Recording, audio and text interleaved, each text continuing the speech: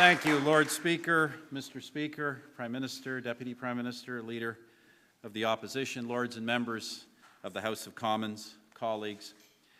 For anyone who fully understands and truly cherishes our free and democratic institutions and their nature, and the long history upon which they rest, there is no honor to compare with an invitation to stand here at the very cradle of our political system and to address the members of the Parlement of Westminster. Canada is in many ways such a different country from yours, with our vast geography, our many cultures, and our two national languages. C'est un héritage qui remonte à la fondation de notre État par notre premier gouverneur, Samuel de Champlain, et qu'ont préservé jusqu'à ce jour nos concitoyens francophones. Yet at their very core, our Canadian institutions of government are most profoundly indebted to their British ancestors for both their shape and their remarkable durability. And so as a Canadian, I am deeply honored and profoundly humbled to be here. Mr. Speaker, thank you also for your kind words of welcome. And Prime Minister, I'm reminded of your generous compliments before the Parliament of Canada 2 years ago, and your warm hospitality over the past one, upon the occasion of the Diamond Jubilee celebrations for Her Majesty the Queen and the funeral of former Prime Minister Margaret Thatcher. Might I say in response how much I've admired your determined efforts and your wise and principled leadership during these past few years, as we have dealt with the difficult and critical issues facing our countries and the world, issues which require the best of what has always made Britain unique and strong, and which you have plainly and repeatedly demonstrated. And of course, it goes without saying that I have also valued your friendship, which is without price. I would also be remiss, while here in London, if I did not extend the very best wishes of the Canadian people to the Duke of Edinburgh for his good health, and to the Duke and Duchess of Cambridge as they prepare to welcome their first child.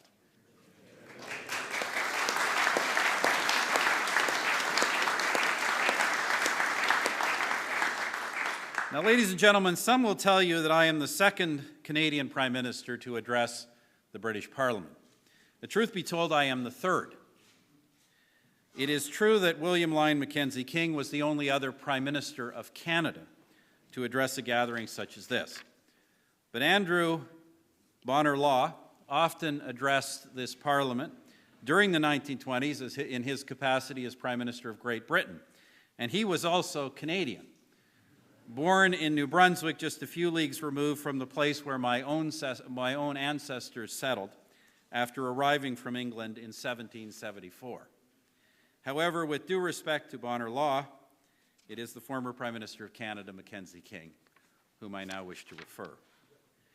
In May 1944, at the invitation of Sir Winston Churchill, he addressed the members of this Parliament. A few years before that, in the darkest days of the Second World War, Churchill himself had delivered his famous "some chicken, some neck" speech to the Parliament of Canada.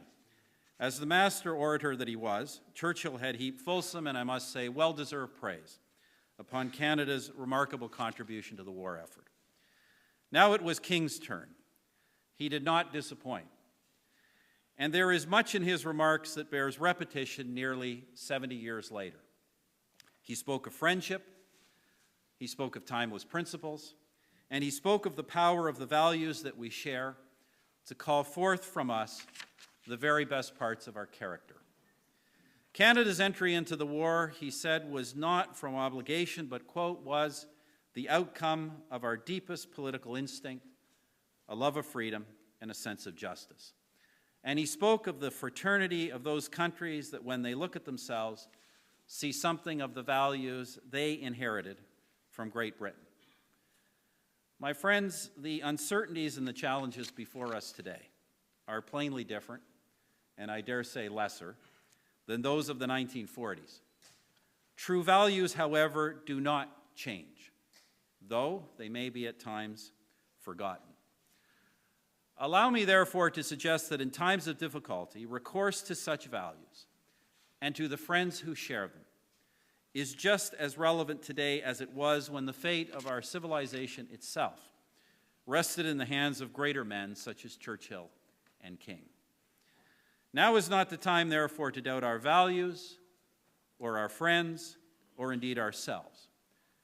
Rather, now is the time to rediscover our values, to reaffirm their importance, and to fall back upon them.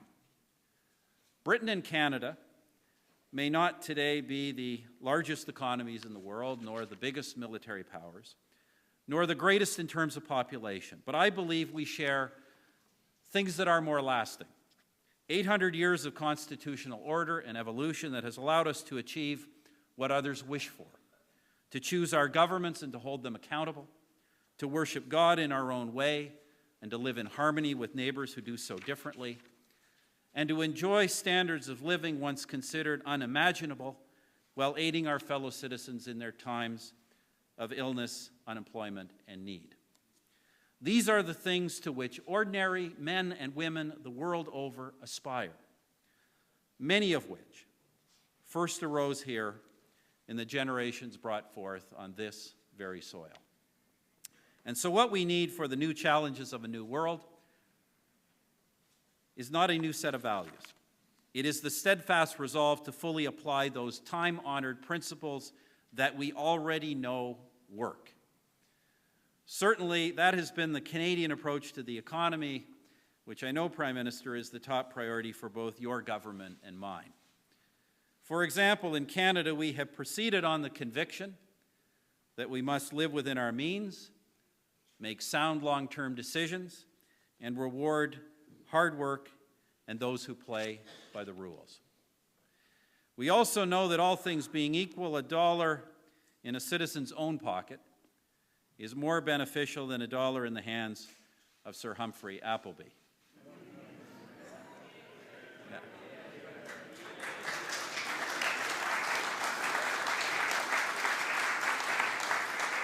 Now, I have to tell you that in Canada, some have come to believe that Sir Humphrey is a real person.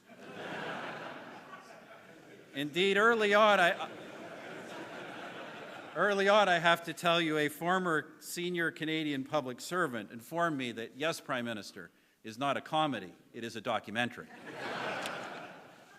So, friends, knowing these things in Canada, when times were good, we ran surpluses. And we used them not to expand the state, but to pay down debt and to lower taxes. Le résultat, depuis que notre gouvernement est entré en fonction, la famille canadienne moyenne paie actuellement $3 300 de moins en taxes fédérales. As a result, since our government came to office, the average Canadian family pays about $3,300, about £2,200, less in federal taxes every year. Canada now also has the lowest rate of tax on new business investment in the G7. Consequently, we are widely regarded as the best place in the world to do business, and we have the best post-recession job creation record among the major developed economies. Our values also tell us, as you have put it, Prime Minister, that you cannot borrow your way out of a debt crisis. In Canada, we have no debt crisis, so during the recession, we were able to deliberately borrow to sustain economic activity and confidence, but in a way that was timely, targeted, and temporary. And we are now returning, gradually but surely, to a balanced budget without raising taxes. I know that in many countries there is considerable debate between austerity and growth. Let me tell you, it is a false dichotomy. You need good measures of both. In Canada, we are investing record amounts in drivers of future growth, like research, innovation, skills, and infrastructure. Yet we are also fiscally responsible, finding substantial reductions and efficiencies in government, and ensuring that vital social programs target those genuinely in need and will be financially sustainable for the generations to come.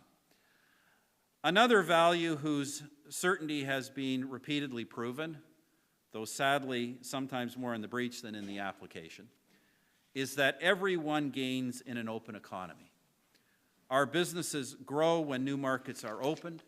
Hardworking families find that their money goes further when they have wider choices at lower prices. And everybody gains. when they specialize in doing what they do best. Therefore, we have resisted calls for protectionism. We said no to those who would tear up our trade agreements and build economic walls around our country. In fact, we are doing the opposite. We have reduced tariffs unilaterally, giving Canada the first tariff-free manufacturing sector in the G7. Liberalized trade is at the heart of our economic action plan.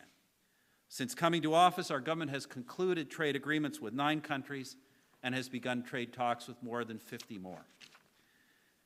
Et nous gardons espoir que nous réaliserons bientôt un accord économique et commercial global avec l'Union européenne, le deuxième partenaire commercial du Canada après les États-Unis.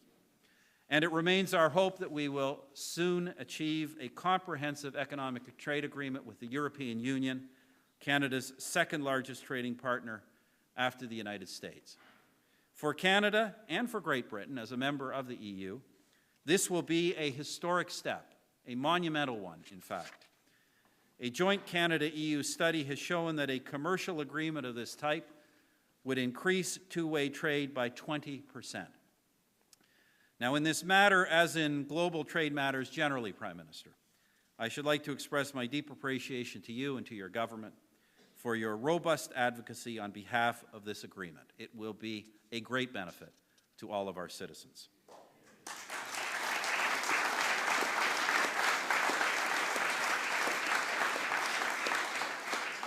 Of course, when it comes to creating jobs, growth, and long-term prosperity, friends, there is no silver bullet, only clear objectives, consistent application, and hard work. That's what we are doing in Canada. That's why the Canadian economy has created 1 million new jobs, 1 million net new jobs since the end of the recession. Why more people are working in Canada today than ever before. Sometimes there is pain, to be sure, but a nettle once firmly grasped is on its way to being pulled out by the roots. Prime Minister, in this regard, I acknowledge and applaud your own leadership in taking tough decisions to rein in spending. Both at home and within the councils of the G8 and G20, the responsible actions of your government have set a powerful and necessary example to other nations as they grapple with massive sovereign debts of their own. And I know you are making the tough decisions because you believe, because you understand they are the right decisions, the necessary decisions. Indeed, these are the days when our two countries and those other nations that share both our values and our challenges will, whether by action or inaction, choose their future. Les pays qui ne gardent pas leurs finances sous contrôle ou qui ferment leurs économies au monde feront face aux conséquences. Countries that do not bring their finances under control or that close their economies to the world will face consequences. And those consequences are not only economic. In the absence of solvency, relevancy will also disappear. Nothing can lead more quickly and more completely to diminished influence in the world than the decline of economic performance and financial credibility. Should we fail to faithfully adhere to our values in economic matters, the wider values that we wish to protect for all humanity, values of freedom, democracy, and justice, of dignity, compassion, and security, those values will almost certainly be eroded. And they will be eroded, friends, at a time when they are most needed. Because for good to happen in this world, someone must speak up for these values and have the will and the capacity to act so that these values are not mere sentiments. I speak of the courage to denounce oppressors and aggressors, to counter extremist ideologies, and to confront the abominations that must not be tolerated. Lord Speaker, Mr. Speaker, distinguished guests, I know there are many here among us who could tell 100 stories about how such values have guided our generations to this very day.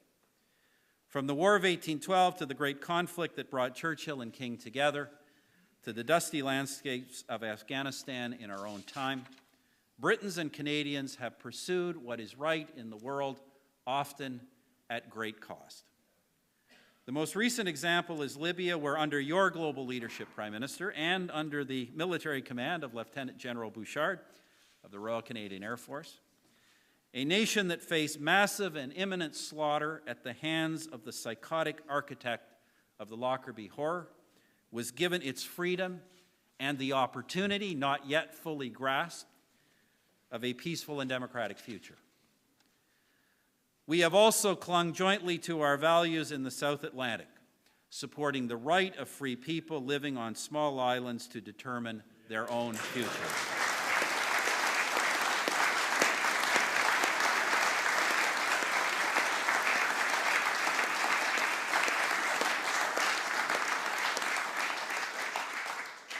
Frankly, though, friends, that pales today in comparison to the all too many dangerous situations of a truly global nature. Situations where, as societies based on values and principles, we are called upon to recognize evil, even if the actions we should undertake are sometimes far from self-evident. In the Pacific, a Cold War totalitarian state, North Korea, lingers on, determined as ever to present a real and growing danger to regional security. In the Middle East, its only true Western democracy endures, but Israel does so amidst unrelenting hostility to its very existence by many of its neighbors, a sorry testament to the persistent hatred of the Jewish people and the moral relativism in so much of world affairs that provides shelter to such anti-Semitism. But no such nuance can attach to the government of Iran and its determination to acquire nuclear weapons. Iran's leaders openly brag that they will eliminate Israel from the face of the earth. This is a profoundly malevolent regime that threatens us all and whose first victims are the Iranian people themselves.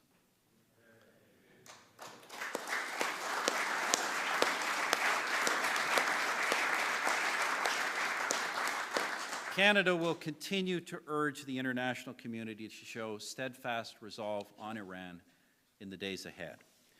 Meanwhile, the Iranian ally in Syria is locked in a bloody war with its own people. And herein lies a grotesque dilemma. Decent people agree that Assad must go, that Syria's government must represent all its people, including its minorities. Yet the extremist sectarian nature of much of the opposition cannot be ignored or wished away. Syria cannot be allowed to become another safe haven for the hydra heads of terrorism.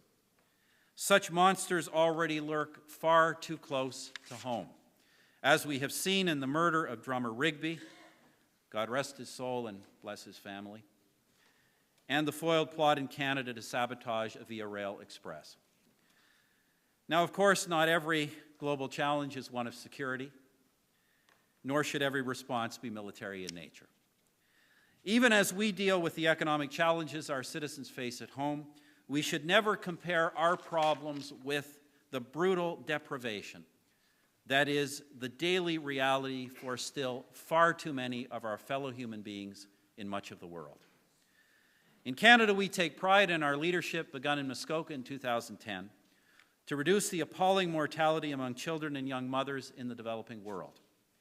And Prime Minister, we salute you and your government for the fact that even as you have grappled with enormous budgetary pressures, you had continued your world-leading efforts in so many areas of humanitarian and development assistance. We also fully support your initiative to help ensure that the citizens of emerging economies get a fair deal when others develop their resources. That is why I announced yesterday in advance of the G8 that Canada will establish new mandatory reporting standards for the payments Canadian extractive companies make to governments, foreign and domestic.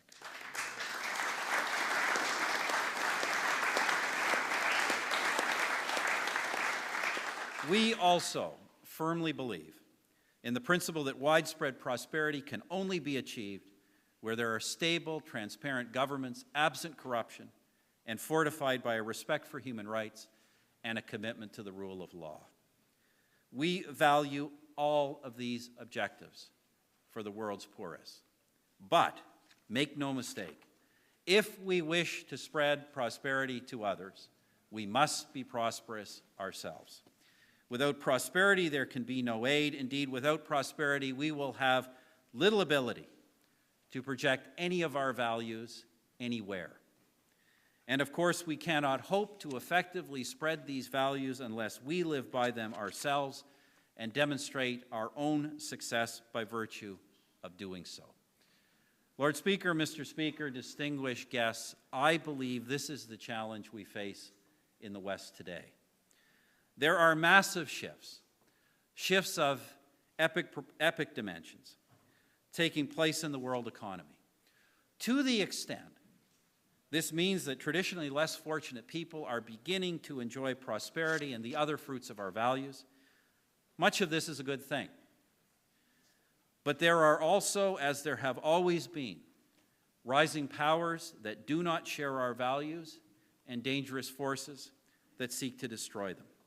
We cannot, in the face of this, be at all complacent, or, as I have said elsewhere, we cannot entertain the notion, as I think some in the West do, that our wealth and influence can be assumed, that they are some kind of birthright. I know, Prime Minister, that neither of our governments think that, which is why we take the difficult decisions we do to ensure our people will remain among the most fortunate and prosperous for the generations to come. But just as we cannot be complacent about our wealth, neither can we allow our peoples in these times of tough decisions and shifting fortunes to become fatalistic. I mentioned some leaders of earlier generations, Prime Ministers Churchill and King. Certainly they would never, in the depths of war, countenance any notion of inevitable defeat. Indeed, Churchill's words against any such thinking are among the most powerful ever uttered in the English language. But perhaps the more relevant example today is that of Mrs. Thatcher, who in a time of peace refused to accept any suggestion of inevitable decline. She did so not as an expression of good cheer, but as a matter of resolve and action, and so in her time, Britain rose once more. In fact, I would say that dealing with difficult times and moving forward is what our two countries do, have often done together, and have done very well. And go on we shall to prosper and to lead if we are true to our values and unshakably resolved not to fail. Lord Speaker, Mr. Speaker, distinguished guests, you've all been very generous with your time, so let me just close with this. Some years after Prime Minister Mackenzie King delivered his speech here, the people of Canada sent you a gift, the handsome table gracing the floor of your House of Commons, part of an allied effort to rebuild the chamber after the damages of war. A gift, no doubt, to remind you of the defense of Britain by Canadians done from the outset, voluntarily and passionately, not simply out of the value of friendship, but also because of the friendship of values. I ask that if you happen to find yourselves looking at that table, think of us in Canada. Perhaps not your most powerful friends, but your truest and most reliable.